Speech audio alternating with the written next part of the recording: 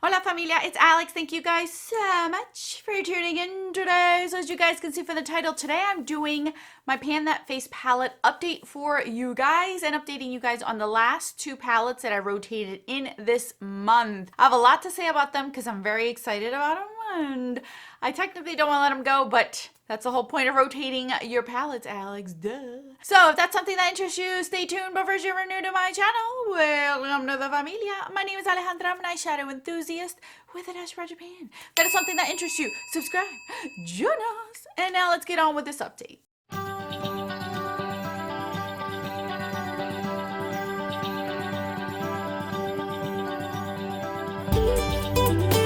If you guys find me a little bit distracted, I'm trying to get through this video. My personal life with my children and their schools are all over the place. I am frustrated, annoyed, exhausted, bothered, trying to be understanding, so on and so forth. So I'm just trying to get through this video because I know I need to get this done. And I need to find a distraction, a good distraction. And you guys are amazing. So I know you guys will perk me up right away. All right, so you guys know that I have been panning my Tarte Pro Glow palette and I rotated in two new palettes this past month just to use them, see how I like them, would I keep them, would I not keep them. So I'm gonna start off first with the Tarte Pro Glow palette. This palette has been in here since day one of this year. My goal is just to get more use out of this palette. I do not think I will be able to hit pan on any of these shadows. You guys saw from last month I was getting a little bit more dips in Fire and Lit. Those are the two left highlighters in the palette itself. Nothing else really got touched, so I really didn't care about those. But this month you could definitely see there is a nice dip going in Fire, and Lit even shows a little bit more progress. So these two are the ones that I have been really using and abusing from, I would say, probably May or June. So now that we are entering into October, I'm already starting to lose my tan. I don't know if you guys can tell, but I'm already starting to lose it. I am not as dark as I was in the peak of July, and I knew that was going to happen. So unfortunately, I'm going to have to retire the shade Fire. This one's going to be way too dark for me right now. So I think I may, I don't know, Lit I think I can still get away with. So I'm going to concentrate on Lit. And the fun part is I actually got to use the shade Sculpt. I've only used it once. And holy crap, is this pigmented. It's powdery but pigmented. I didn't use it as a sculpting powder. I used it as an actual bronzer and I really liked it. So I think I'm going to get more use out of this one as well. So I also wanted to mention that I've been playing around with strobe. I told you guys that strobe is the one that was going to give me a little bit of a hard time due to its color, but I have found a use for it. It's not something practical and it's not something where you're going to see major progress on it anytime soon. This strobe shade I've been using as an inner corner highlight. So that's what I have on today and I've been using it for the past like 2-3 weeks. I finally realized that, hey, maybe I could use this as an inner corner highlight. I don't know if I'll be able to hit pan on this one, to be honest with you guys, because it is a huge pan. And if I can't hit pan on these two while using a big brush, I can only imagine using a small brush for this one. But that's what I'm using that for. The only one I really haven't played around with yet is Stunner in here. And that's okay because I can finish off this project just going with Stunner. So going forward, my goals for the next update is I'm going to continue to use Lit. I'm going to see if I can still play around with Lit on my face and it doesn't look super dark. Fire is officially retired. Unless I use it as an eyeshadow, it's going to get untouched for the rest of the year, which is the last 4 months. Strobe, I'm going to continue to use as an inner corner highlight unless I am rolling in an inner corner highlight in a different project pan, which is not my intentions, but if it so happens to be that way because it's a randomization, it is what it is. And Sculpt, I'm going to start using this as a bronzer now. So I think I will have fun with this one. I can even use it as an eyeshadow, but I think I'm going to stick as a bronzer and just try to get more use out of it. I'm going to hold off on Stunner until Lit I can no longer use on my face due to the fact that it may be too dark. And then I'll jump over to Stunner to finish off the year. So I'm actually really happy with the progress that I've made with this. I've been able to play around with every single shade in this palette throughout the year, and that's what I appreciate. I know some don't like to buy face palettes because not all the shades match you, but because I tan so easily, unintentionally, without even trying, that I feel like a palette like this I can get use out of at certain times of the year, as you guys can see. So this is not going to be completely untouched. There's not going to be a shade in here untouched. I've been able to find a way and a reason to use these where it's not a burden for me and it's not a chore. So let's see how much progress I can do with it going forward, which I'm very excited since we only have 4 more months. Am I right? October, November, December. No, October, November, December. So yeah, we have about 3 months. I'm a liar. It's 3 months. All right, let's move on to these palettes. This is the palette I rolled in, and one of the palettes I rolled in. This is the IT Cosmetics Confidence in Your Glow Instant Warm Glow. These are no longer available. You probably find them at a secondhand shop like Poshmark or Mercari. The color that I put in here is Warm Glow.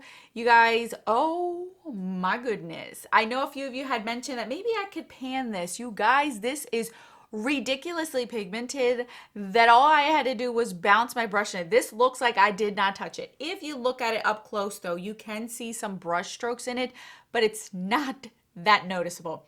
What I loved about this is the highlighter is popping. It is that glow within without any glitter. It is that beautiful glow, another beautiful inner corner highlight if I wanted to.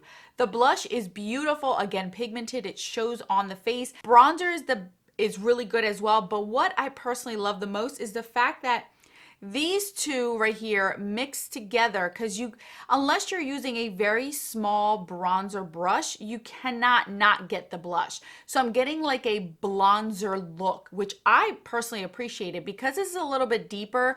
It didn't make it look awkward. So whenever I use this as a bronzer, the blush went automatically with it. So I was able to just completely go all over my face with it. And then I just popped in the highlighter. This is beautiful. I can see myself panning this in the future, but I can see that it will be a little bit harder because it's so densely packed that it's going to take me a while, and it's very, very pigmented. These are not soft.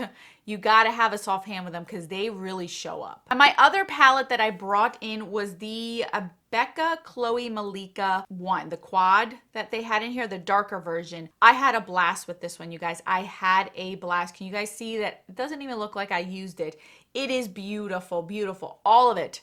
There's not one shade in here that I would switch. There's not one shade in here I neglected. Everything looked beautiful on my skin because it's a baked formula. It just looks so seamless on the skin. It doesn't look like too much. It looks like your actual skin, and it's so easy to work with. Gelée and baked formulas are my top favorite to use, period, end of story. I just love them because they look so good on any type of skin, whether you have textured skin or flawless skin. This is stunning. I'm so happy I ended up splurging and getting this. I had no intentions of getting these. I actually bought this one and the light one right when I realized they were about to be discontinued and you couldn't find it anywhere. And it just so happened that I took a road trip and I found it at that local Ulta that I was. It was like about an hour away, and I ended up picking it up, and I do not regret it. I do not regret it. This is beautiful. It's stunning. I'm so happy I have it in my collection. And this one is going to take me a while to use up as well. That's not something that's going to be quick and easy because it's a baked formula, so it's going to take a while. Alrighty, so we're at the point where we're going to choose the two palettes that we are going to roll in. I did have a list going, but I had a little few changes. I did have a friend that came up to for a wedding she moved away from this state. She came back to our state, and she had actually contacted me for me to do her makeup for the wedding, and I ended up gifting her a bunch of things. So some of the palettes that I was going to use that were brand new, I ended up gifting to her because she has a legit dark skin tone. Like, I mean, she's part Native American, so she gets really dark. So I took advantage and gave her a lot of brand new things that I knew were going to be light-handed for me that she can just go crazy with. So a few of those face palettes were given to her, so I do not have them on my list. So I literally picked these out 10 minutes before I sat down to film this. And I think I did good, even though I was like on a time constraint. The first one I want to pull out is this Smashbox Spotlight palette in gold. Remember, this was a collab with Casey Holmes, but they technically didn't put her name on it. This was the darker version of it. I've been meaning to play around with this for the last 2 summers, and I'm constantly forgetting about it due to its size. I don't really think about it as being a face palette. But before I lose officially any bit of tan I have left, this is my last month to at least get some use out of it. I just want to play with it. I have a lighter version to help me out. This is the deeper version. I think this one might be the deeper version in the center. One of them, no, none of these look like they're sparkly. I think these will work great. And even if I just roll like this, I think I should be fine. I just want to get more use out of it.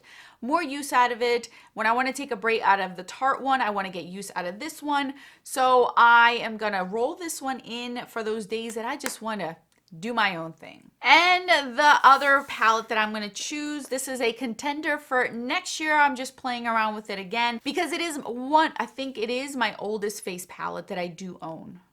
I might be wrong, but it is my oldest brand from this brand. That's the Tarte. This is my oldest Tarte one. This is the very first one they have ever come out with. This is the Tarte Off the Cuff. There's a first one, remember, where I had the little slip with the names on it. So I want to roll this in. It has a bronzer in it, which is Park Avenue Princess, and it has like the infamous doll face here. This one's called Darling, Dazzled, and Crave. And I think this will be good because I'm rolling in a all highlighter. I figured an all blush one would be nice just to play around with, dab, mix with my singles that I pull out in my Shop My Stash, just to reiterate to see if I even like this anymore or if the formula has gone bad from it since I've had it for so long.